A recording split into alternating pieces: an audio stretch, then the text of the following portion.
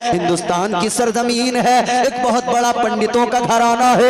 एक पंडित साहब है, रोज मंदिर में जाते हैं। आप अपने लोटे में दूध लेकर जाते हैं और जाकर मंदिर में चढ़ा के आते हैं। रोजाना का यही मामूल है। लेकिन मेरे अजीजों गौर करो, उनका बरसों से यही मामूल था, यही तरीका था। अल्लाह अकबर कबीरा अजीजों, अब ये वो वक्त है कि जिस वक्त में हर तरफ में कुफ्र ही कुफ्र है। सरकारे गरीब नवाज बाद में आए, उससे भी पहले की कहानी है। अल्लाह अकबर। लेकिन जब सरकारे गरीब नवाज का दौर है, उस दौर में ये वाकया रोनुमा हुआ। एक बहुत बड़े पंडित जी वो रोजाना दूध चढ़ा के आते। एक बड़ी प्यारी सी बेटी अल्लाह ने अता की, हुस्नो जमाल की पैकर है, बड़ी खूबसूरत है, निहायत शरीफ है। वो बेटी है जिसे देखकर वो बड़ा खुश होते हैं। कहते हैं मेरी बेटी बड़ी प्यारी है। बेटी से प्यार भी बहुत है पंडित जी को।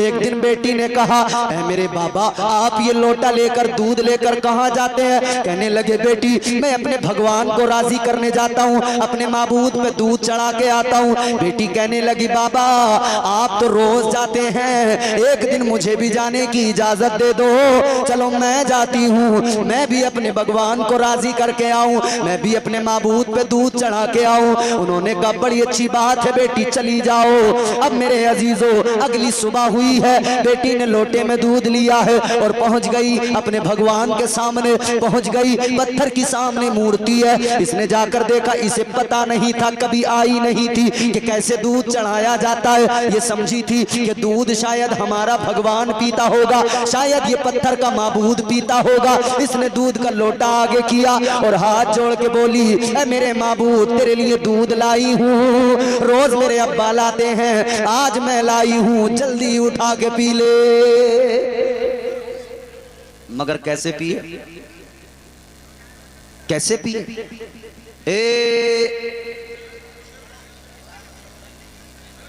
अरे 5 मिनट के लिए बस रुक जाओ, 5 मिनट, फिर चाय पिए, फिर तबीयत से चाय पिए। बच्चे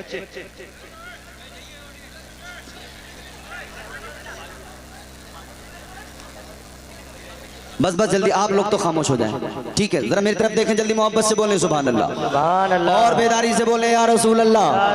आहिस्ता बोलोगे 1 घंटा और रगड़ दूंगा तुम्हें तबीयत से, और अगर जोर से बोले तो 7 मिनट 8 मिनट में या उससे भी कम में कोशिश करूंगा तकरीर खत्म हो जाए। जरा दिल लगा के बोलो सुभान अल्लाह, और मचल के बोलो या रसूल अल्लाह।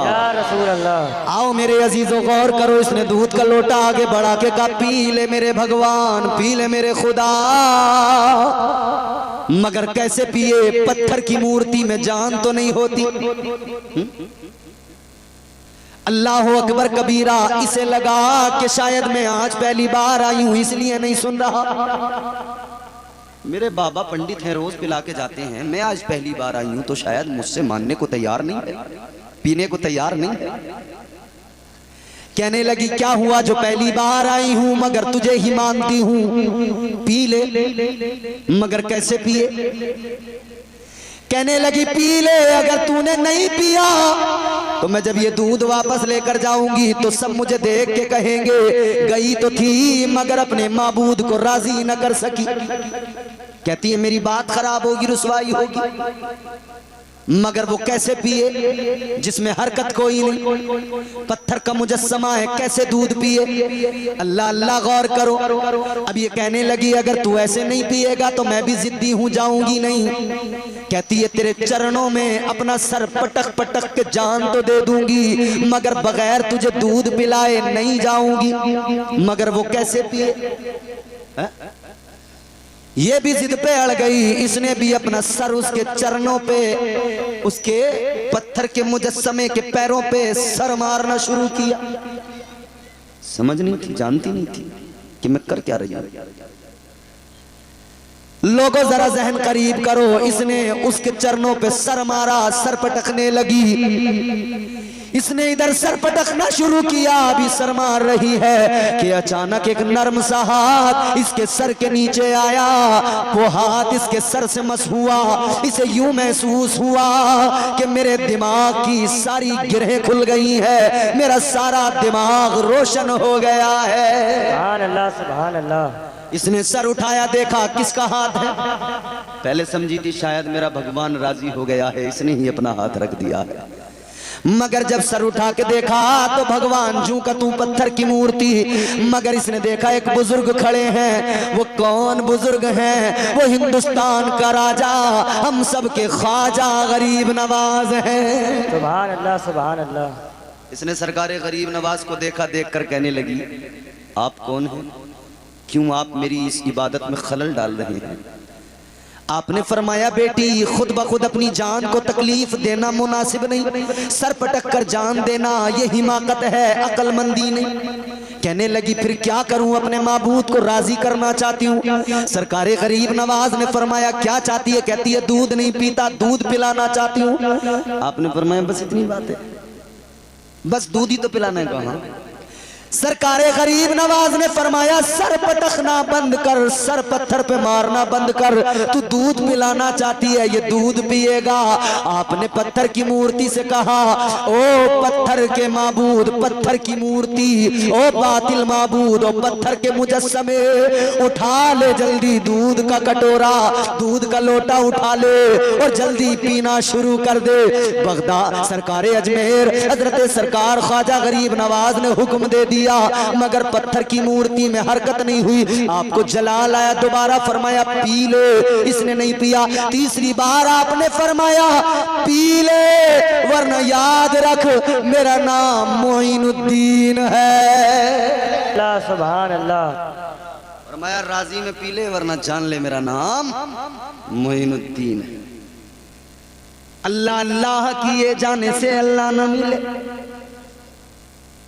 समझ रहे? कुछ लोग बस इसी पे लगे हैं, अल्लाह अल्लाह अल्लाह अल्लाह अल्लाह अल्लाह अल्लाह अल्लाह अल्लाह अल्लाह अल्लाह अल्लाह अल्लाह अल्लाह खूब कर रहे हैं, बेमानी खूब कर रहे हैं, अल्लाह अल्लाह भी रात दिन कर रहे हैं। तस्बीह हाथ में यूं पीछे लटकी है और आगे किसी से कोई सौदा चल रहा है किसी भी चीज का, तो उससे खूब दबा के झूठ बोल रहा है, पीछे अल्लाह अल्लाह, आगे से झूठ दनादन। अल्लाह अल्लाह किए जाने से अल्लाह ना मिले, अल्लाह अल्लाह किए जाने से अल्लाह ना मिले। अल्लाह वाले हैं जो अल्लाह से मिला देते हैं। सुभान अल्लाह, सुभान अल्लाह। अल्लाह वालों का दामन पकड़ो तो मुस्तफा जाने रहमत की बारगाह में रसाई हासिल होगी। और जिसे आका का दर मिल गया उसे सब कुछ मिल गया, जिसे मुस्तफा मिल गए उसे खुदा मिल गया। सुभान अल्लाह, सुभान अल्लाह। तो सरकारे गरीब नवाज आप फरमाते, जल्दी उठा के पी ले, वरना मेरा नाम मोइनुद्दीन है। इतना फरमाना था आलम जलाल में कि पत्थर का मुजस्समा हिलने लगा, इसमें हरकत हुई। इसने कटोरा, वो दूध का लोटा उठाया, मुंह को लगाया, घटाघट घटाघट सारा का सारा पी गया। अक्ल बोली, ये कैसे? अक्ल बोली, पत्थर है, कैसे पी लिया? तो इश्क बोला, ये अल्लाह के वली हैं, अल्लाह की बारगाह में अगर कोई गुजारिश करे तो अल्लाह इनके लिए पत्थरों में भी जान डाल देता है। सुभान अल्लाह, सुभान अल्लाह। इन्हें ये शान अल्लाह ने अता की। इसने सारा दूध उठाकर पी लिया। लड़की बड़ी खुश हो गया, मेरा काम। मगर जो सर मारा था ना पत्थर पे, तो सर से खून निकला था। जब सर से खून निकला था तो जब ये मंदिर से बाहर निकली, लोगों ने इसे देखा, लड़की है, जवान है, हसीन है, जा रही है, खून बह रहा है, तो यूं लगा कि शायद किसी ने इसके साथ में कोई नाजेबा हरकत की है, शायद किसी ने इसको पकड़ा होगा, शायद किसी ने इसके साथ कोई बदसलूकी की होगी। लोग इसे देखकर चौंक गए, ये तो फलां पंडित जी की बेटी है, वो तो बड़े शरीफ आदमी है। मगर किसने जुर्रत की कि पंडित की बेटी पर हाथ डाल दिया? किसने जुर्रत की कि पंडित की बेटी को जो है पंडित की बेटी के साथ नाजेबा हरकत की? अल्लाह अकबर। अब ये लोग 1 से 2, 2 से 4, 4 से 6, 6 से 8, 8 से 10 बढ़ते गए। लड़की आगे आगे जा रही है अपने घर, पीछे पीछे काफी तादाद में लोग जमा हुए। पंडित जी के घर में लड़की पहुंची, बाप ने बेटी को देखा, बाप भी हैरान है, बेटी के सर से खून निकल रहा है। बाप ने अपनी लाडली बेटी को प्यार किया, पर बाप कहने लगे, ऐ बेटी ये क्या हुआ, खून कैसे निकला? तो पीछे से लोगों ने कहा पंडित जी अब तुम्हारी बेटी पवित्र नहीं रही। का क्या मतलब? का देखो ना, अकेली गई थी लौट के आई है तो हाल ये है, पता लगता है किसी ने इसको उधर पकड़ा है, किसी ने इसकी पवित्रता को तार तार किया है।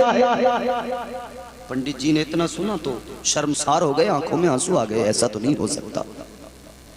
बेटी से मालूम किया, बेटी क्या बात है? बेटी कहने लगी अब्बा ऐसा नहीं है। का क्या है?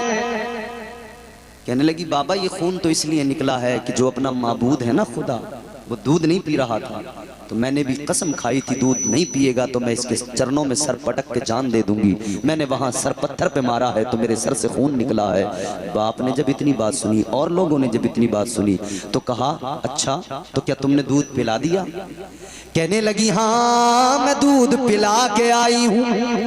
ये सारे के सारे कहने लगे ये तो मुमकिन ही नहीं है, ये तो पॉसिबल ही नहीं है, पत्थर की मूर्ति कैसे दूध पिएगी? कहने लगे हम भी बरसों से जाते हैं मगर दूध यूं ही डाल के आ जाते हैं। इससे लोग कहने लगे कि तू झूठ बोल रही है, जरूर कोई ना कोई गड़बड़ हुई है, जरूर तेरे साथ में कुछ गलत हुआ है।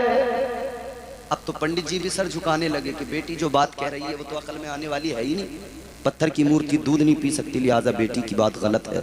अब बाप रो के कहता है पंडित बेटी बता देना क्या हुआ है, बता देना किसने तुझे छुआ है, बता देना किसने तेरे साथ ज्यादती की है। बेटी कहती है बाबा बात ऐसी नहीं है, आप समझते क्यों नहीं है? कहते हैं बेटा, वो पंडित जी कहते हैं बेटी मैं तुझे तो जानता हूँ मगर ये दुनिया बड़ी जालिम है, ये दुनिया बड़ी जालिम है, ये दुनिया इत्मीनान नहीं करेगी। सारे लोग कहने लगे वो पत्थर की मूर्ति तो दूध ही नहीं पीती है, ये कहने लगी मैं पिला के आई हूं। तो कहने लगे तू क्या अब भी पिला सकती है? कहने लगी बिल्कुल पिला सकती है। लोग बड़े हैरान है, कहने लगे अगर पिला सकती है तो चल हमारे सामने पिला के दिखा तब मानेंगे। इसने कहा चलो।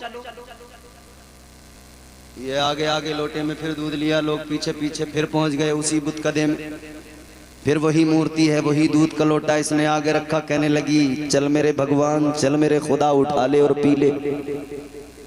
मगर पत्थर की मूर्ति कैसे पिए? इसने कहा पी ले, उसमें हरकत भी नहीं आई। लोग कहने लगे देखा हम तो कहते थे झूठ बोल रही है, बात सही निकली, वाकई झूठ बोल रही है। लड़की कहने लगी जरा रुक जाओ, दोबारा कहती है ओ मेरे भगवान मेरी रुसवाई ना करा, जल्दी उठा के पी ले। मगर कोई हरकत नहीं। लोग बोले अब तो पूरा यकीन हो गया ये झूठ बोल रही है। लड़की की आंखों में आंसू आए, कहने लगी बात अब इज्जत पे आ गई है, अब बात पाक दामनी पे आ गई है, मेरा दामन आज मेरे दामन पर दाग लगने वाला है। लड़की ने दूध का लोटा आगे सरकाया, कहने लगी ओ मेरे भगवान पी ले, अगर पीता हो तो पी ले वरना याद रख वही बुजुर्ग जो आए थे दोबारा उनको बुला लूंगी। इतना कहना था, पत्थर की मूर्ति में हरकत पैदा हुई, उसने फिर उठाया फिर सारा का सारा पी लिया।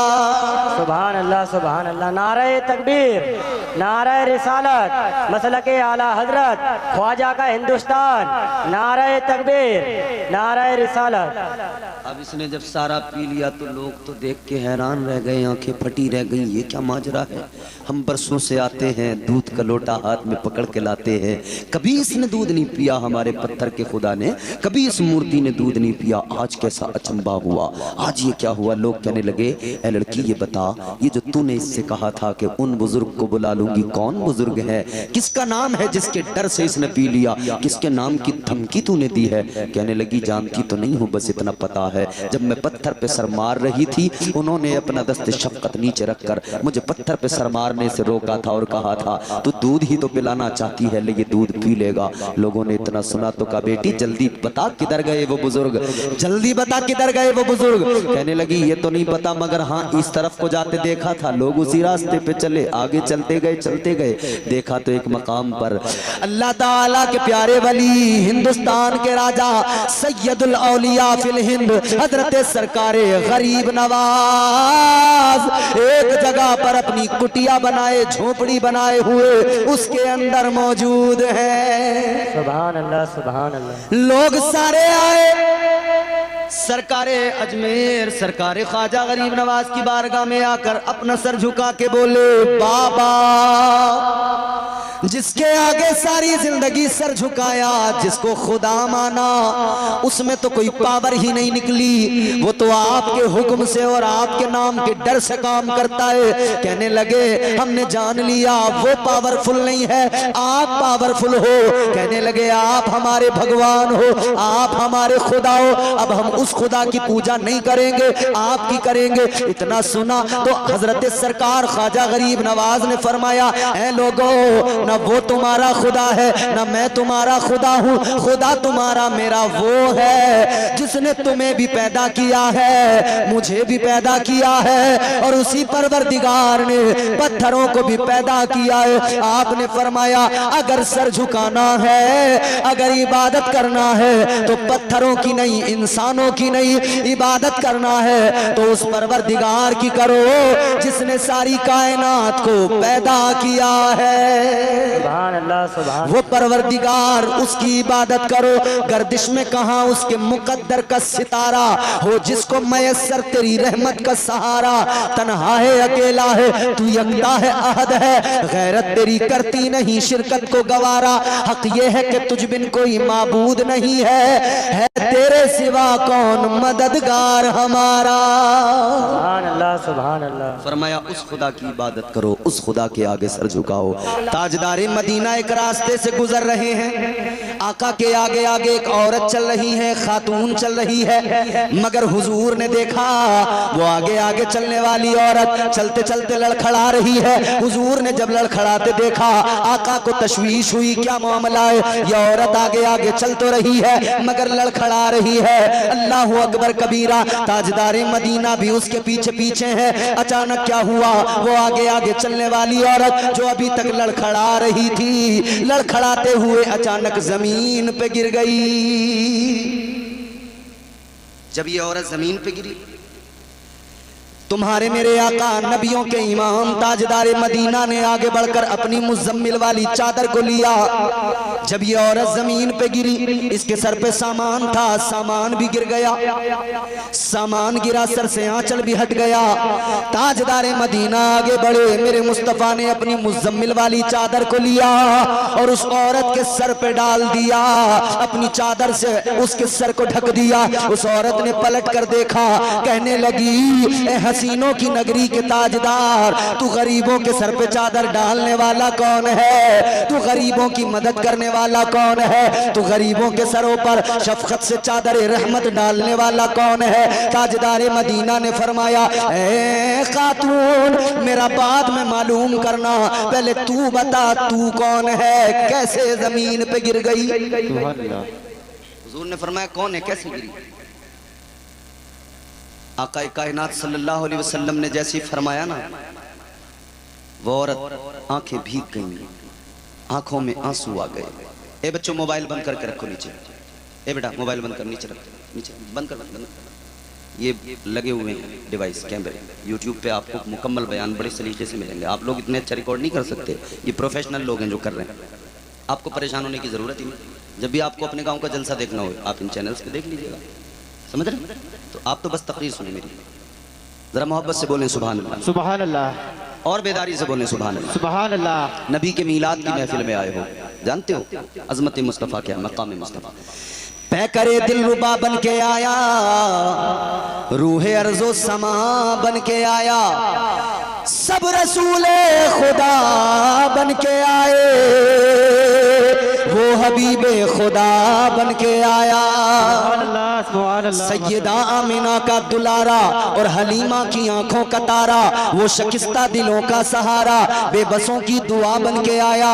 बादशाहों ने की है गुलामी, ताजदारों ने दी है सलामी, बेमिसाल उनका नामे गिरामी, मुस्तफ़ा मुजतबा बन के आया। दस्ते कुदरत ने ऐसा सजाया, उसने तख्लीक को रश्क आया, जिसका रुतबा किसी ने न पाया, वो खुदा की रजा बन के आया।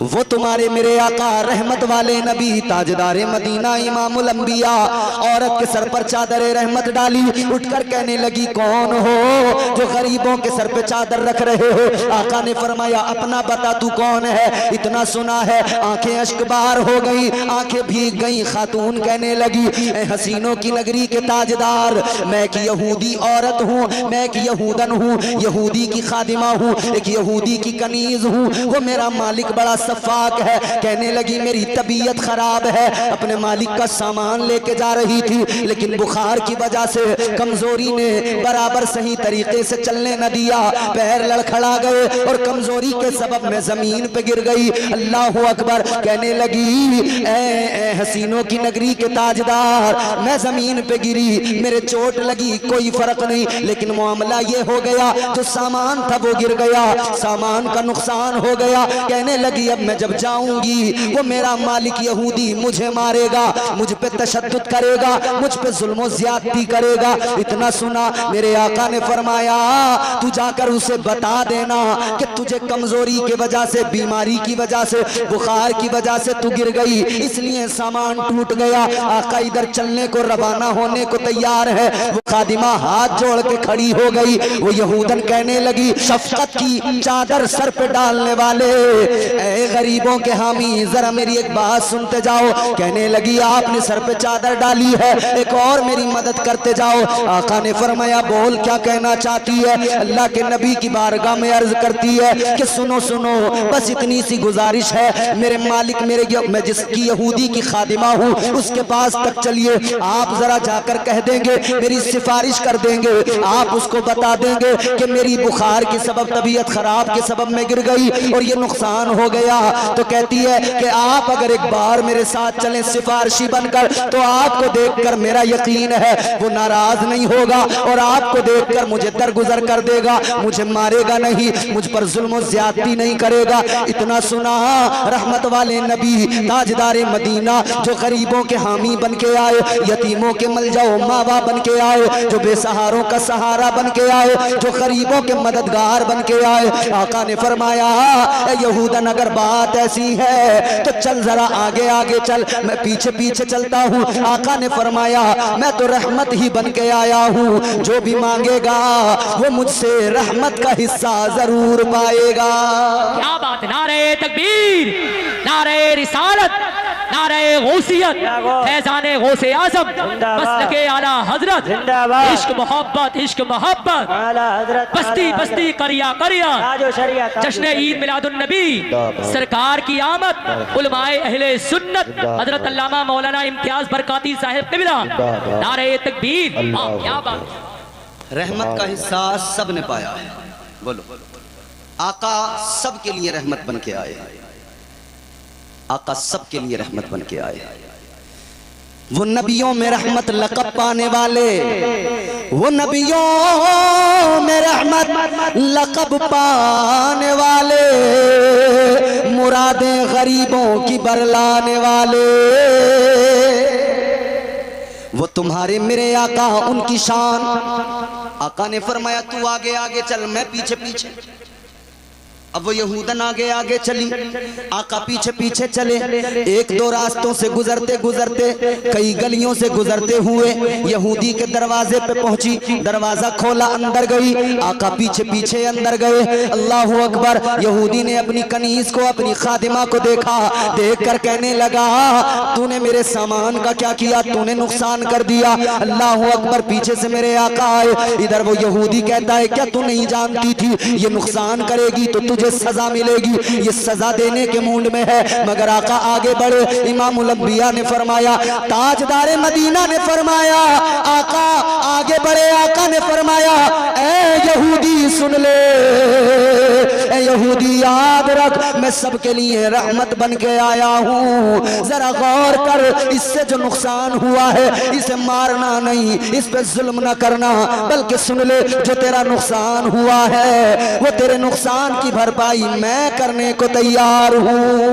सुभान अल्लाह, सुभान अल्लाह। मुसलमान तो नहीं थी, मुसलमान तो नहीं थी, यहूदन थी ना नाज़िम साहब। यहूदन थी, मुसलमान नहीं थी, मगर फिर भी आका का किरदार देखें, हुजूर तो आए ही रहमत बन के हैं। बेशक बेशक। ए बच्चियों, आराम से चुपचाप बैठी रहो, वरना जानती नहीं हो एक एक का नाम लिख के ले जाऊंगा। इधर से बदायूं शरीफ में छोटे बड़े सरकार में नाम दे के जाऊंगा कि ये थी। चुपचाप बैठी रहो, मामला ऐसे नहीं होता। ये तो किसी की मैयत में जाए वहां खामोश न बैठे। अल्लाह रहम फरमाए। तो मैं उस नबी की दास्तान सुना रहा हूं जिस नबी ने तुम्हें इज्जतें अता की। बेशक।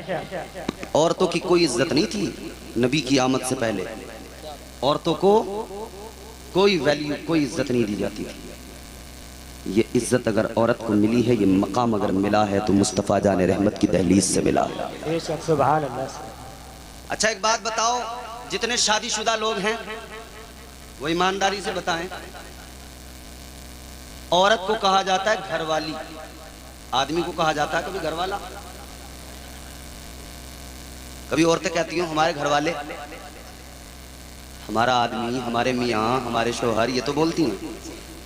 लेकिन औरत को क्या कहा जाता है? उसकी घरवाली, इसकी घरवाली, हमारी घरवाली, इनकी घरवाली। क्यों? औरत को हुजूर ने इतनी इज्जत दे दी कि जिसकी कोई इज्जत नहीं थी। ये मकान आदमी का हो, प्रॉपर्टी आदमी की हो, मगर मालिक औरत कहलाती है। मालिक और दो तरफ मालिक है ही है, माँ बाप की में भी मालिक है और शोहर वाली में भी मालिक है। कितनी इज्जत दी आका ने। आज तो हमारे यहाँ कोई देते नहीं, सब खा जाते हैं बेटियों का, क्योंकि वो बुलेट का और कार का जो हिसाब चल पड़ा ना, तो ये भी बुलेट और कार दे के सोच लें भैया आप गंगा नहा लिए, काम खत्म। जबकि जहेज देना जरूरी नहीं था, उसका विरासत में जो हिस्सा था वो देना बेहद जरूरी था। तो हिस्सा बेटियों का जो होता है ना, वो उनका जरूरी है, जरूरी। कल क़यामत के दिन सवाल होगा, हिस्सा उनका दिया जाए। औरत को माँ बाप की तरफ से भी विरासत में हिस्सा मिलता है, शोहर की प्रॉपर्टी में भी वो हिस्सेदार है। ये इज्जत औरत को हुजूर ने अता फरमाई। ज़हन करीब करो मेरे अजीजों, मैंने अर्ज किया हुजूर दुनिया में आए, इज्जतें अता करने आए, रहमत का हिस्सा सबको बराबर दिया। मेरे आका ने फरमाया यहूदी गौर से सुन ले, जो तेरा नुकसान हुआ है वो मैं दूंगा, इसे नहीं मारना, इससे कुछ नहीं कहना। इतना सुना तो यहूदी हैरान है। यहूदी उस औरत से, उस खादिमा से, उस यहूदन से कहने लगा, क्या तूने भी इनका कलमा पढ़ लिया? क्या तू भी मुसलमान हो गई? वो कहने लगी नहीं, मैंने तो कलमा नहीं पढ़ा, मैं तो ईमान नहीं लाई। तो कहा फिर ये किस लिए तेरी मदद कर रहे हैं? कहने लगी ये इनका मामला, इनका किरदार। आका ने फरमाया कि मैं फकत इसकी मदद नहीं बल्कि हर गरीब की मदद को खड़ा होता हूँ। सुभान अल्लाह सुभान। यहूदी कहने लगा कि मैंने आपकी बात को तस्लीम कर लिया, आप हैं ही इतने प्यारे, आपने फरमा दिया चलो मैं इसे कोई तकलीफ नहीं दूंगा, कोई सजा नहीं दूंगा। अब मेरे आका वहां से चलने को तैयार हैं। यहूदी आका की बारगाह में कहता है जरा सा रुक जाइए, जरा सा ठहर जाइए। आका ने फरमाया किस लिए? कहने लगा बस जरा सा ठहर जाइए, मैं अंदर जाके अभी वापस आता हूँ। आका मुड़े, वहां पर रुके, ये अंदर गया, अंदर से एक किताब उठा के लाया, किताब को पढ़ने लगा, किताब को देखने लगा। किताब का वर्क पलटता है, आका के पास आता है, कभी आका का हाथ चूम लेता है, किताब का वर्क पलटता है, कभी आका के कदमों का बोसा लेता है, किताब का वर्क पलटता है, कभी आप आका के कदमों से लिपट जाता है, किताब का वर्क पलटता है, कभी आका के दामन को पकड़ लेता है। हुजूर ने फरमाया यहूदी मामला क्या है? कहने लगा एक सवाल करना है। आका ने फरमाया बोल। कहने लगा बस इतना बता दो, रात कहाँ गए थे? सुभान अल्लाह सुभान अल्लाह। बोलो सुभान अल्लाह सुभान अल्लाह। कहने लगा बस इतना बता दो, रात कहाँ गए थे? आका ने फरमाया मैं रात मेराज पर गया था अल्लाह से मुलाकात के लिए। सुभान अल्लाह।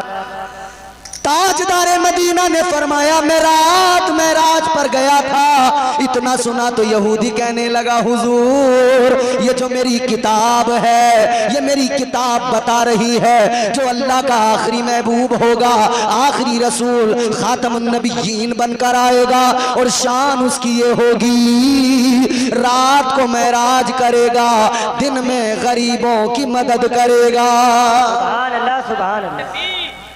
नारे रिसालत, नारे गौसियत, मसलके आला हजरत, सरकार की आमद, दिलदार की आमद, उलमाए अहले सुन्नत, नारे तकबीर। वाह। कहने लगा मुझे मेरी किताब ने बता दिया अल्लाह के आखिरी रसूल की शान ये, रात को मेराज दिन में गरीबों से प्यार, रात को मेराज दिन में गरीबों की मदद। इसीलिए तो बरेली से आवाज आई, तुम्हारे मेरे इमाम ताजदारे अहले सुन्नत सरकारे आला हजरत ने फरमाया सबसे औला हमारा नबी, सबसे औला हमारा नबी, सबसे बाला हमारा नबी, सबसे औला हमारा नबी। आप भी मेरे साथ पढ़ सकते हैं, मिलकर पढ़ें। सबसे औला हमारा नबी, सबसे बाला हमारा नबी, सबसे बाला हमारा नबी।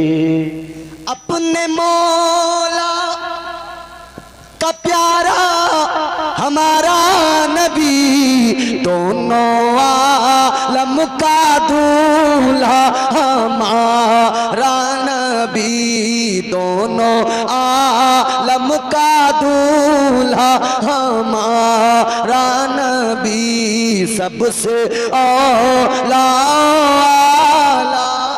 हमारा नबी।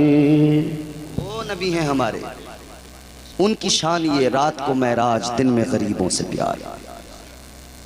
हुजूर ने फरमाया तूने बिल्कुल दुरुस्त पहचाना, तूने बिल्कुल सही पहचाना। ताजदारे मदीना वाली ये कायनात मुस्तफा जाने रहमत ने फरमाया तूने दुरुस्त पहचाना। अब वो मेरे आका के कदमों पे गिर के कहने लगा या रसूल अल्लाह मैंने पहचान लिया, हक वाजे हो गया, हक रोशन हो गया। कहने लगा आप कम से कम मेरा मुकद्दर जगा दीजिए, कुफ्र के अंधेरे से निकाल कर ईमान का नूर अता कर दीजिए। कहने लगा आका कलमा पढ़ा दीजिए। मेरे आका ने फरमाया आ जा मैं तुझे कलमा पढ़ाऊं। अभी आका इसको कलमा पढ़ाने को तैयार है कि वो यहूदन वो औरत उठी, उसने आकर यहूदी को धक्का दिया, पीछे कर दिया। यहूदी कहने लगा ये क्या बात, कहने लगी खुद कलमा पढ़ने लगा मगर ये बता ताजदारे मदीना को तेरे दरवाजे तक लाया कौन था। सुभान अल्लाह सुभान अल्लाह। खुद तू कलमा पढ़ने लगा मगर पहले ये बता तेरे आंगन में ये नूर आया कैसे, ये बहारें आई कैसे, कौन लेके आया आका को। कहने लगा तू लेके आई। तो कहने लगी जब मैं लेके आई तो कलमा पहले तू कैसे पढ़ेगा। कहती है पहले तो कलमा मैं पढ़ूंगी। बेशक बेशक सुभान अल्लाह। यहूदी ने इतना सुना तो कहने लगा बात तो तेरी दुरुस्त है मगर सुन तू कनीज है, मैं तेरा आका, तू नौकरानी, मैं तेरा मालिक, इसलिए पहले मैं कलमा पढ़ूंगा। अब देखें जिद भी कैसी है, इस्लाम को कबूल करने में पहल करने की जिद है। मैं पहले मोमिन बन जाऊं, वो चाहती है मैं पहले मोमिना बन जाऊं। अल्लाह अकबर कबीरा। मेरे आका ने जब ये मंजर देखा तो तुम्हारे मेरे आका ने फरमाया तुम दोनों के दोनों सबकत एक दूसरे पे ईमान लाने में ले जाना चाहते हो तो सुनो, तुम्हें आपस में बहस की जरूरत नहीं है। आका ने फरमाया आ जाओ, दोनों एक साथ बैठो, मैं दोनों को एक साथ कलमा पढ़ाता। से आगाज हुआ, स्टार्टिंग हुई, वहीं से गड़बड़ियां। और जैसे जैसे मामला आगे बढ़ता जाएगा औरतों की दखल अंदाजी बढ़ती जाएगी। अब कोई भी मामला ना तो कोई आलिम बता पाएगा, न मस्जिद का इमाम बता पाएगा, बताए भी तो उसका माना नहीं जाएगा। अच्छे खासे समझदार अक्लमंद लोग भी, वो भी घरों में औरतों की बातें सुनकर औरतों की बातों पर ही अमल करते हैं। अच्छे खासे समझदार लोग भी।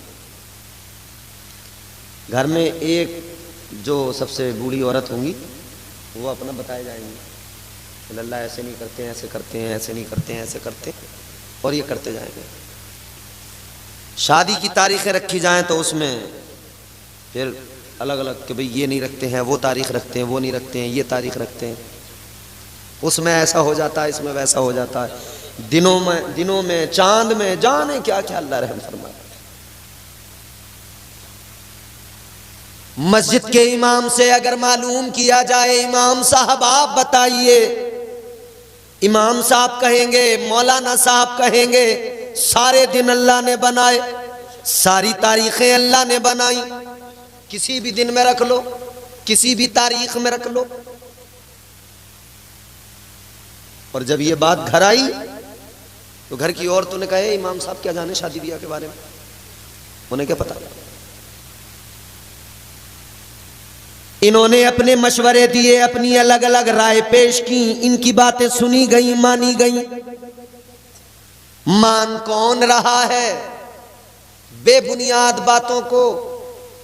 वो जो 5 वक्त नमाज भी पढ़ता है, वो जो अपने उलमा के बयानात भी सुनता है, वो महफिल में बैठकर जब सुनता है तो कहता है बात सही है, मगर जब घर पे शादी आए तो वो भी करता वही है जो सारा समाज कर रहा है। सिर्फ बात सही है कहने से काम थोड़ी चलेगा, अमल भी तो होना चाहिए। ये भाग गए, शायद माइक वाले हैं, इसे खुशक करके भाग गए। इन्होंने कहा भी झेलता रहेगा इसे मौलाना, मैं तो चला जाऊं।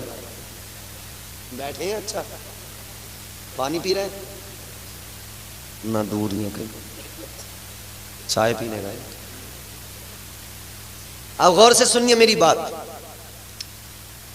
तो शादी निकाह मुस्तफा जाने रहमत की सुन्नत है, मगर इसमें शुरू से ही इतनी चीजों को शामिल किया गया, इतनी चीजों को शामिल किया गया कि वो चीजें शामिल होती गईं और वो खिलाफ शरीयत, इस्लाम के खिलाफ बहुत सारी चीजें बेवजह बदएतकादियां शामिल हो गई।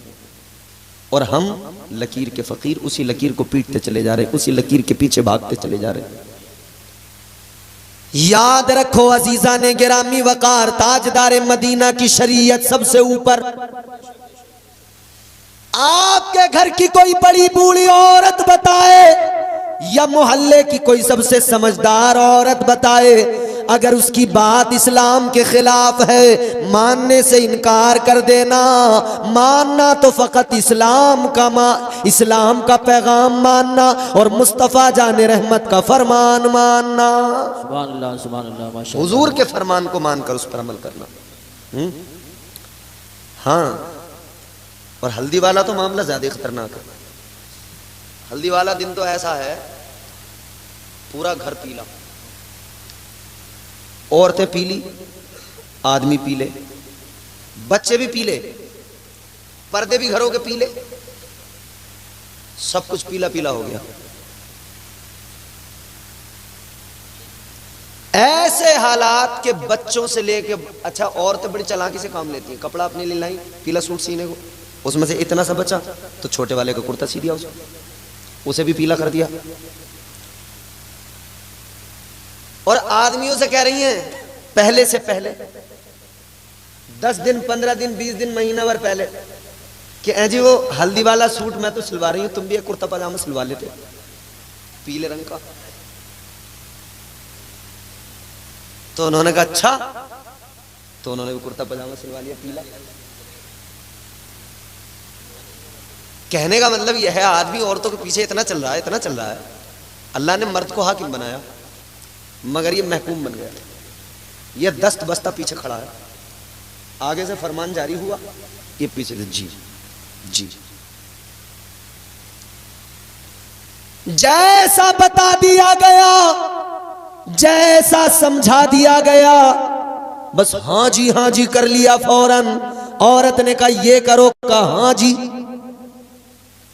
और मस्जिद में तकरीर सुन के इमाम साहब की, हाँ जी सही कह रहे हैं इमाम साहब, बात सही है इनकी। जलसे में तकरीर सुनी, हाँ बात तो सही कह रहे हैं मौलाना। और घर में जाकर खुद ही फिर वही सारे काम अपने घर में करवा रहे हैं।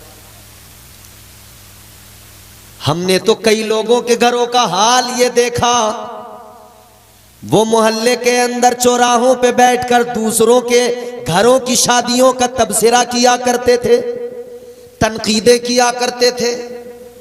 उसने ऐसा कर लिया, वो ये कर रहा है, वो कर रहा है। ये इधर उधर बैठकर तनकीदें करने वाले, इनके घर में जब शादी आई, काम सारे हुए। कुछ दरवाजा खोल कर किए गए, कुछ काम दरवाजा बंद करके किए गए, काम सब हुए। और वो जो तनकीदें करते थे, वो जो लोगों पे बड़ी उंगलियां उठाते थे, वो उनके घर भी वही रहा। ये बिल्कुल इसी तरह है कि हम दुनिया को जगाने के ठेकेदार बन जाएं, अपने जागने की बारी आए तो हम बेहोश हो जाएं, अपना होश न रहे। याद रखना मेरे अजीजों, आगाज जो होता है वो खुद से होता है। तब्दीली का आगाज खुद से हुआ करता है। पहले अपने आप को बंदा बेहतर करे, सब कुछ बेहतर होता चला जाएगा। और जब तक खुद को बेहतर न किया, कुछ नहीं कर सकते। फिर बस हर तरफ खराबियां नजर आएंगी। मगर मेरे अजीजों गौर करो, सारे गैर शरई काम शामिल कर लिए गए। तकरीब का नाम कार्ड जब छपा, उस पर लिखा गया अन्निकाहु मिन सुन्नती फमन रगिबा अन सुन्नती फलैसा मिन्नी। आका की हदीस लिखी गई, उसमें बताया गया निकाह करना ताजदारे मदीना की सुन्नत है। लेकिन सुन्नत को जब अदा किया जा रहा है तो सबसे कमजोर जो पूरी शादी में काम नजर आता है वो सुन्नत पर अमल ही, यानी वो खुद निकाह, वो महफिल निकाह ही सबसे कमजोर नजर आती है। बारात में कितने लोग जाते हैं? कम से कम 250-300।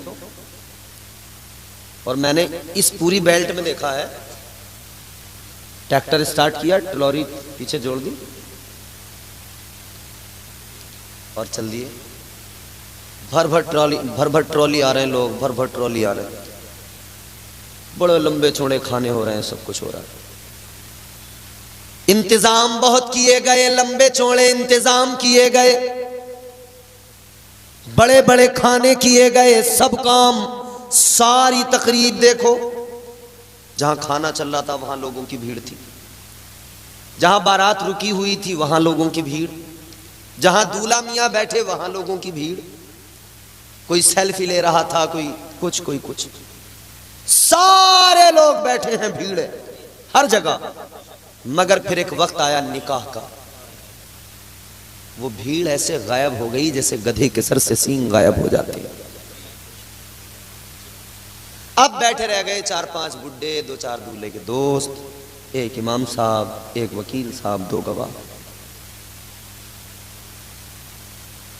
कार्ड पे भी छपवाया था, जमाने को भी बताया था, सबको बता दिया गया, सब कुछ तो छपवा दिया गया।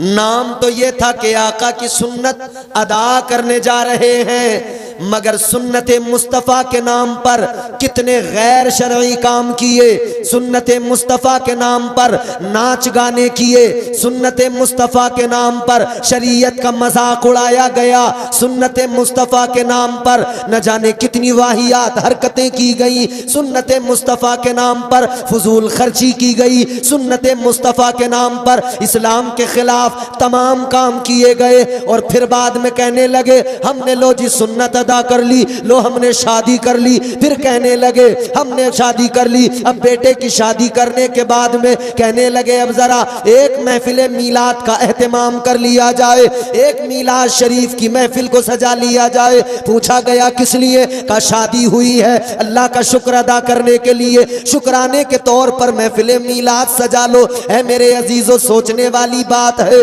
जिस वक्त में तुम नाच रहे थे उस वक्त में तुम्हें याद नहीं आया ये खुशी अल्लाह ने अता की है, इस खुशी पर अल्लाह का शुक्र अदा किया जाए। जब दूल्हा बनाया गया लड़के को उस वक्त तुम्हें याद नहीं आया इसके सर पे जो सेहरा सजा है ये अल्लाह ने करम फरमाया है, तभी तो सर पे सेहरा सजा है। उस वक्त याद नहीं आया कि चलो अल्लाह का शुक्र अदा कर लिया जाए। नहीं नहीं, उस वक्त तो दरवाजे पे बाजा बजाने वाले खड़े थे, उस वक्त तो दरवाजे पे नट खड़े थे, उस वक्त तो दरवाजे पे ढोल बजाने वाले खड़े थे, उस वक्त तो दरवाजे पे तमाम नाचने गाने वाले या ख्वाजा सरा आकर खड़े थे और आप पैसों की गड्डियां हाथ में लेकर लोगों को नचाकर अपने पैसे उड़ा रहे थे, नाचने वाले नाच रहे थे। उस वक्त शुक्र खुदा आपको याद नहीं आया, उस वक्त अल्लाह का शुक्र अदा करना है ये ख्याल नहीं आया। नाच गाना होता रहा, शरीयत के खिलाफ सारे काम होते रहे, कुछ याद नहीं आया। अब महफिल मीलाद सजाई है, अब समझते हैं सारी बरकतें आज ही मिल जाएंगी, सारी बरकतें एक महफिल मीलाद के जरिए आ जाएंगी। हाँ, महफिल मीलाद के जरिए बरकतें तो आती हैं, मगर तूने जो निकाह किया, तूने जो शादी अपने बेटी बेटे की है, उसमें तूने इतने गैर शरई काम कर लिए हैं कि पहले तुझे उन सब का खमियाजा भुगतना पड़ेगा। वो जो तूने गैर शरई काम किए हैं वो तेरे यहाँ वबाल की शक्ल में लौट कर जरूर आएंगे। नारे तकबीर, नारे रिसालत, नारे हैदरी, नारे गौसियत, मसलके आला हजरत, फैजान आला हजरत कारी इम्तियाज बरकाती साहिब क़िबला। सुभान अल्लाह, सुभान। वो आएंगे साहब, और फिर शादी होती है ना तो उस वक्त में लोगों का एक डायलॉग बड़ा फेमस है, एक बड़ा फेमस डायलॉग है, जानते हो वो क्या है? जल रहे हैं हमसे, हमारी खुशी देखी थोड़ी जा रही है इनसे, पेटों में आग लगी पड़ी है इनके, या हमारे लोगों ने ग्वालियर से कमा के घर जो बना लिया, जल रहे हैं हमसे, है जी, होता है। बड़ा मशहूर बड़ा फेमस डायलॉग है। और शादी होने के बाद में और घर की जो चौधरन होती है ना, वो मुख्य महिला सचिव घर की, वो बैठ जाती है, हो गया अल्लाह ने सब करा दिया, लोगों ने तो बड़ा चाहा इनकी बेइज्जती हो जा, मगर अल्लाह ने इज्जत रख ली। इज्जत रखने वाला अल्लाह है, ये फेमस डायलॉग है। अरे अल्लाह तो इज्जत रखता ही है, अल्लाह ही इज्जतों का मुहाफिज है, मगर ये भी सोच लो जलील भी अल्लाह ही कर देता है अगर उसके अहकाम के खिलाफ गए तब। अगर अल्लाह ताला के फरामीन के खिलाफ गए तब अल्लाह ताला ही जलील भी कर देता है, रुसवा भी कर देता है। दिए से लो कभी तूफान से ताकत छीन लेता है, वो जालिम बादशाहों से हुकूमत छीन लेता है। बहुत ही सादगी से तुम गुजारो जिंदगी अपनी, हवा में उड़ने वालों से वो शोहरत छीन लेता है। वो अपने नेक बंदों को कभी रुसवा नहीं करता, मगर भटके हुए लोगों से जन्नत छीन लेता है। तो ये भी ख्याल रहे, ये भी याद रहे, सारे बिया में सारी शादी में गैर शरई काम करके और फिर तुम समझते हो कि तुमने बड़ा तीर मार लिया। जितना तुमने रास्तों में खड़े होकर डांस किया है, इतना ही डांस अगर तुम्हारे घर में ना हो तब कहना। और होता है मियां, और हो रहा है, आप भी देख रहे हैं, हम भी देख रहे हैं। मगर जानते हो एक परिंदा है, एक जानवर है, उसका नाम है शुतुरमुर्ग। जानते हैं आप उसे? वो जब कोई ऐसी सिचुएशन देखता है तो अपना सर रेत में डाल देता है, रेत में अपना सर घुसा देता है। यानी वो समझता है कि अब मुझे बाहर का कुछ दिखेगा नहीं, तो समझता खतरा अब टल गया। तो क्या रेत में सर डालने से खतरे कभी टले हैं जी?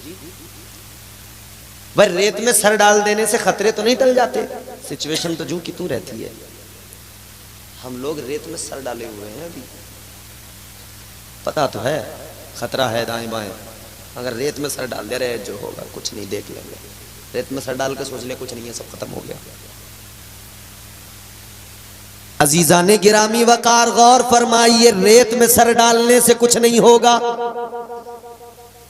बदलना पड़ेगा, अपने आप को बदलना पड़ेगा, अपने तौर तरीकों को बदलना पड़ेगा। इन रस्मों रिवाज को आए कहां से रस्मों रिवाज?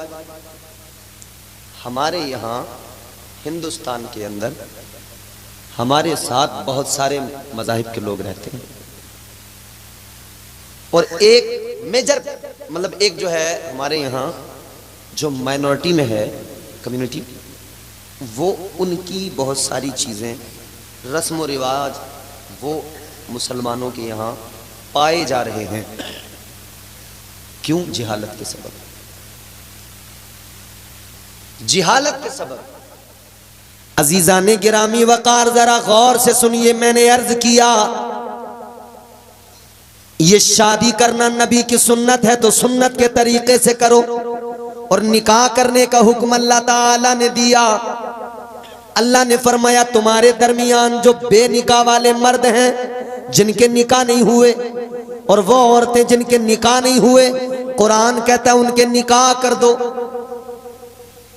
क्या होगा?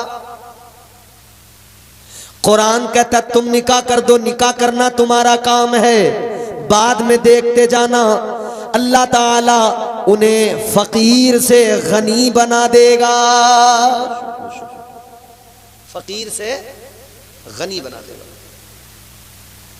हमारे यहां तो सोच ये है लड़का पैरों पे खड़ा हो जाए तब शादी करेंगे, कारोबार अच्छा हो जाए तब शादी करेंगे। हमारे यहां तो ये फिक्र है लोगों की, ये सोच है कि लड़का अच्छा बिजनेस कर ले, कारोबार कर ले, पढ़ लिख कर सरकारी नौकरी हासिल कर ले, तब इसका निकाह करेंगे। लेकिन मेरे अजीजों, इस्लाम कहता है तू इसके कारोबार का फिक्र, तू इसके कारोबार की फिक्र छोड़ दे, इसके तू पैरों पे खड़े होने की फिक्र छोड़ दे, तू इसके सरकारी नौकरी लगने की फिक्र छोड़ दे, तू इन सारी चीजों को छोड़ दे। तेरा काम है जब तेरा घर के अंदर बच्चा बड़ा हो जाए, जब तेरे आसपास में तेरे अपनों में कोई जवान हो जाए, जब तू समझ जाए अब ये निकाह के काबिल हो गया, इस्लाम कहता है अगर तेरा बेटा इतना बड़ा हो गया कि अब वो निकाह के काबिल है, इस्लाम कहता है फौरन उसका निकाह कर दे। अब तू देख रहा है मेरी बेटी जवान हो गई, निकाह के काबिल हो गई, तेरे लिए इस्लाम ने हुक्म दिया कि तू अपनी बेटी का निकाह कर दे, अपनी बेटी की शादी कर दे। आज हमारे यहाँ देर पे देर, इतनी देर, उस देर का नतीजा क्या? देर किस लिए? रस्म रिवाज ऐसे शादियों में उसके लिए खर्च, बहुत खर्च के लिए पैसा चाहिए, पैसा नहीं तो शादी डिले, शादी लेट होती जा रही है। शादियां जितनी ताखीर से हो रही है उतनी ही मुआशरे के अंदर बेहयाई बेगैरती फैलती जा रही है। इस बेगैरती बेहयाई की असल वजह शादियों के अंदर शामिल रस्म व रिवाज और फजूल खर्चियां, बेवजह की चीजें, जिसकी वजह से शादियां लेट हो रही हैं, डिले हो रही हैं। लड़के वाले तो इसलिए नहीं करते कि मोटा रिश्ता मिले तब करें, लड़की वाले इसलिए नहीं करते कि रिश्ता तो मोटा ही करना है, कोई अच्छा मालदार ही देखना है, मगर जरा अपना बजट भी थोड़ा ठीक हो जाए। इसी में बच्चे बड़े होते गए, जवान हो गए, जवान से फिर वो, अब वो बच्चे खुद परेशान है, हमारे घर वाले शादियां नहीं कर रहे हमारी। कई नौजवानों ने हमें फ़ोन करके कहा कि मौलाना हम क्या करें, हमारे घर वाले शादी नहीं कर रहे। बताते फ़ोन करके कि हम बताइए क्या करें। इंसान आखिर इंसान ठहरा, शैतान भी इसका खुला दुश्मन। नफ्स भी इसका दुश्मन, नफ्स भी बहका रहा है, ख्वाहिशात भी अलग। तो सूरत हाल ये है कि बंदा गुनाहों से खुद को बचाते बचाते फिर कई बार ऐसा भी होता है कि वो कहीं ना कहीं कमजोर पड़ जाता है और शहवत उस पर गालिब आ जाती है। कई बार वो फितरी तौर पे गुनाह का आदी होता है तो उसे गुनाह में फिर जो है वो मजा आने लगता है। लेकिन इसकी असल वजह यह है शादियां देर से करना, जिसकी वजह से मुआशरे में बेगैरती, बेहयाई और ये सारी चीज़ें जो आजकल हो रही हैं, ये सब बताने की ज़रूरत नहीं, आप भी सब समझदार हैं, सब जानते हैं। अजीज़ा ने गिरामी वकार, अब वो आए करीमा सुनिए। अल्लाह ताला ने कुरान मजीद में फरमाया, या अय्युहन नासुत्तकू रब्बकुमुल्लज़ी खलक़कुम मिन नफ्सिन वाहिदतिन व खलक़ मिनहा ज़ौजहा व बस्स मिनहुमा रिजालन कसीरन व निसाअ। अल्लाह ताला का कुरान कहता है, ए ईमान वालो, ए लोगो, अल्लाह से डरो। या अय्युहन्नास, या अय्युहन्नास इत्तकू, या अय्युहन्नास, ए लोगो, इत्तकू, अल्लाह से डरो। ये अल्लाह से डरने का कुरान मजीद ने मुख्तलिफ मकामात पर जिक्र किया है और अलग अलग तरह से किया है। मगर यहां जो अल्लाह ने जिक्र किया है ना, अल्लाह से डरो, तो किस मामले में? कुरान कहता है, ए लोगो, अल्लाह से डरो जिसने तुम्हें एक जान से पैदा किया। या अय्युहन नासुत्तकू रब्बकुमुल्लज़ी खलक़कुम मिन नफ्सिन वाहिदा। कुरान कहता है, ए लोगो, अल्लाह से डरो जिसने तुम्हें एक जान से पैदा किया। और आगे फरमाया, एक जान से पैदा किया, फिर उसी से तुम्हारा उसने जोड़ा बनाया। जी, फिर उसी से जोड़ा बनाया। एक जान से पैदा किया, फिर उसी से जोड़ा बनाया। इसको समझना है तो आपको हजरत आदम अलैहिस्सलाम तक जाना पड़ेगा। शुरू इंसानियत का आगाज, हजरत आदम अलैहिस्सलाम नस्ल इंसानी के बाप। अल्लाह ताला ने हजरत आदम को पैदा फरमाया। हजरत आदम अलैहिस्सलाम को पैदा फरमाने के बाद अल्लाह ताला ने जन्नत में दाखिल फरमा दिया। कहां? बोल सकते हैं एक बार? जन्नत। अल्लाह तुम्हारा भला करे। अगर चाहो तो मैं बोलने के बदले कुछ पैसे भी दे सकता हूं आपको, अगर आप चाहो तो। मगर थोड़ा सा आप 5-10 मिनट और सुनिए बस, फिर इंशाअल्लाह ज़हमत है तमाम। कहां रखा अल्लाह ने? जन्नत। जन्नत में रखा। जन्नत बड़ी प्यारी जगह है, जन्नत बड़ी हसीन जगह है, जन्नत बड़ी खूबसूरत जगह है। जन्नत की रानाइयाँ, जन्नत की रंगीनियाँ, जन्नत का हुस्न, जन्नत की बहारें, जन्नत की रौनकें। और पहला इंसान दुनिया का, भाई साहब मज़े ही मज़े थे, जन्नत में थे। न कमाने की झंझट, न बाल बच्चों की झंझट, न कोई टेंशन, न कोई आगे न कोई पीछे। जी, न कोई आगे। ये जो आजकल लोग कहते हैं कि भाई कुंवारे ठीक है, ना कोई आगे ना पीछे। अगर अकेले ठीक होते तो अल्लाह ने जब अकेले को बनाया था तो अल्लाह अकेले को ही रखता। अगर तुम आगे पीछे कोई ना हो, नो टेंशन, अगर यही तुम्हारे हक में बेहतर था तो अल्लाह तुम्हें रखता ही ऐसे। जी, अल्लाह ऐसे रखता। भाई क्या बात थी जन्नत। मगर अल्लाह ताला ने हजरत आदम अलैहिस्सलाम की कैफियत को देखा। हजरत आदम अलैहिस्सलाम थे तो जन्नत में, मगर तबीयत कुछ जरा हम जिन्स कोई नहीं था। अकेले आदमी, अकेले बशर, हम जिन्स कोई नहीं, दूसरा इंसान कोई नहीं। मैं आपके जलालपुर से एक आदमी को पकड़ के ले जाऊं अपने साथ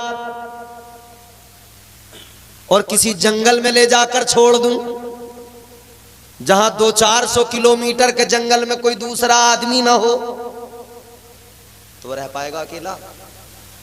जी, वो जंगल बड़ा खूबसूरत हो, उसमें तमाम फल मिलते हों, उसमें बड़े मज़े की ज़िंदगी हो, तमाम सुकून हो, फल हो खाने को, मेवे हो खाने को, मगर अकेला आदमी होगा कहीं जंगल में और कोई हमजिन्स नहीं हो, दूसरा आदमी ना हो, रह पाएगा?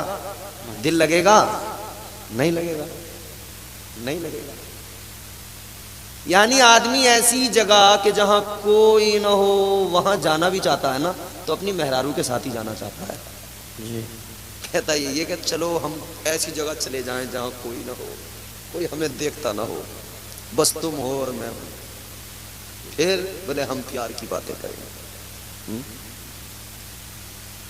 आदमी जाना भी चाहता है तो चाहता है, आदमी की फितरत है अकेला, हम जिन्स जब तक कोई नहीं हो अकेला रह नहीं पाता, परेशान हो जाता है। क्योंकि जन्नत में होने के बावजूद हजरत आदम अलैहिस्सलाम अकेले होने की वजह से, जन्नत में अकेले होने की वजह से अजीब कैफियत में थे, दिल नहीं लगता था। एक रोज हजरत आदम अलैहिस्सलाम जब सोए, अल्लाह ने बाईं पसली से हजरत हव्वा को पैदा फरमाया, अल्लाह ने जोड़ा बना दिया। अब कुरान की आयत और उसका मफहूम, अल्लाह ताला ने जोड़ा तैयार कर दिया, पहली औरत पैदा हो गई। हजरत हव्वा को अल्लाह ने पैदा कर दिया। हजरत आदम ने आंख खोल के देखा, हजरत हव्वा फरमाने लगे आप कौन? हजरत हव्वा ने कहा मैं हव्वा, पहली औरत, आपके लिए मुझे अल्लाह ने पैदा किया। तो हजरत आदम ने हाथ आगे बढ़ाया छूने के लिए, अल्लाह ने फरमाया आदम नहीं, छू नहीं सकते, हाथ नहीं लगा सकते। या अल्लाह किस लिए? ऐ मौला क्या वजह है? परवरदिगार ने फरमाया हव्वा को पैदा तो तुम्हारे लिए किया गया है, मगर आदम जान लो हव्वा को अगर छूना है, अगर इनके करीब जाना है तो पहले निकाह होगा, पहले तुम्हारी शादी होगी। मिलने के लिए निकाह जरूरी है, करीब आने के लिए निकाह जरूरी है, निकाह जरूरी है। अल्लाह ने फरमाया पहले निकाह होगा। अल्लाह ताला ने अब हजरत आदम अलैहिस्सलाम का निकाह खुद पढ़ा दिया। निकाह पढ़ाने वाला अल्लाह, अल्लाह ताला ने खुद निकाह पढ़ाया, फरिश्तों को गवाह बनाया। अब यहां पर आप ये बात समझें और समझने वाली है, निकाह फरिश्तों को बनाया गया, पहले निकाह में गवाह फरिश्तों को बनाया गया। इससे ये भी मिजाज मिलता है कि अल्लाह ने फरिश्तों को पहले निकाह में गवाह बनाया। फरिश्ते मासूम होते हैं, कभी झूठ नहीं बोलते, कभी कोई जुर्म उनसे नहीं होता, कोई गुनाह नहीं करते, मासूम, मासूम अनिल खता। और मासूम की डेफिनेशन ये, वो गुनाह करता भी ना हो, कर सकता भी ना हो, गुनाह पर कुदरत भी नहीं है उसकी, वो चाहे तो कर भी नहीं सकता, चाह भी नहीं सकता गुनाह करना। अल्लाह ताला ने पहले निकाह में जो गवाह बनाए वो मासूम, गुनाहों से पाक, गवाही का भी उसूल बना दिया। ऐ लोगों, अपने निकाह में जब तुम किसी को गवाह बनाओ तो ये देख लेना वो फरिश्ता तो नहीं हो सकता, मगर इतना तो हो कि वो गुनाहों से बचने वाला हो, झूठ और तमाम किस्म की बुरी आदतों से बचने वाला हो, वो बुराइयों, बेहयाइयों और तमाम किस्म के गुनाहों से परहेज करता हो। ऐसे आदमी को निकाह बनाए, गवाह बनाए निकाह में, जो गुनाहों से दूर हो। अल्लाह ने निकाह पढ़ाया, फरिश्ते गवाह बन गए, पहला जोड़ा तैयार, हजरत आदम और हजरत हव्वा का। मगर मसला यह है भेजना ज़मीन पे है, तभी तो इंसानियत को आगाज़ मिलेगा, इंसानियत का आगाज़ होगा। अल्लाह ने फिर बिलाखिर मंशाए रब, मशीयत के राज, वो एक प्रोसेस था, उसमें जो भी हुआ कुरान में तमाम वजाहतें मौजूद हैं। हजरत आदम अलैहिस्सलाम ने वो दाने गंदुम खा लिया, हजरत हव्वा ने वो दाने गंदुम खा लिया जिसके खाने की इजाजत न थी, जिसके करीब जाने का हुक्म अल्लाह ने मना किया था, जिसके करीब जाने से भी। फिर आखिर अल्लाह ने जन्नत से निकाला, जमीन पर आए। हजरत आदम अलैहिस्सलाम जमीन पर आए।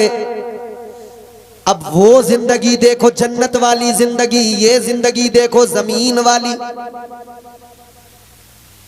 वो जो जिंदगी उसमें न कोई काम करना, न कमाने की परवाह, कुछ नहीं, जो चाहा मिल गया, जो सोचा वो सामने। मगर जब जमीन पे आए तो अब सिस्टम बदल गया, वैसा नहीं था। आदम वो थी जन्नत, बैठे बिठाए सब कुछ रेडी था, खा रहे थे, मजे आ रहे थे। ये जन्नत नहीं, ये दुनिया है। अब आपको मेहनत करना पड़ेगी, अब आपको काम करना पड़ेगा। रोजी देगा तो तुम्हारा रब, मगर अब ऐसे नहीं मिलेगी, मेहनत करना पड़ेगा। अल्लाह ताला ने हजरत आदम अलैहिस्सलाम को फरमाया आप काम करो। अब क्या करें? अल्लाह ताला ने हजरत जिब्राइल अलैहिस्सलाम को भेजा, जाओ सिखाओ खेती करना। बुलबुले सिदरा ने खेती करना सिखाया। जमीन में दाना डालकर उससे पौधा निकलेगा, फसल उगेगी, अनाज, फिर वो आपके खाने के काम में आएगा। बुलबुले सिदरा ने काम करना सिखा दिया, खेती करना सिखा दिया। अब हजरत आदम अलैहिस्सलाम कमा के खाने लगे, मेहनत करके रिस्क अपना पाने लगे। और तमाम इंसानों के लिए ये बात भी अब तय हो गई, हर किसी को रिस्क उसके मुकद्दर का मिलेगा, मगर बैठे बिठाए कुछ नहीं मिलेगा। वो अगर मेहनत करेगा तो देने वाली जात अल्लाह की है, अता करने वाला परवरदिगार है।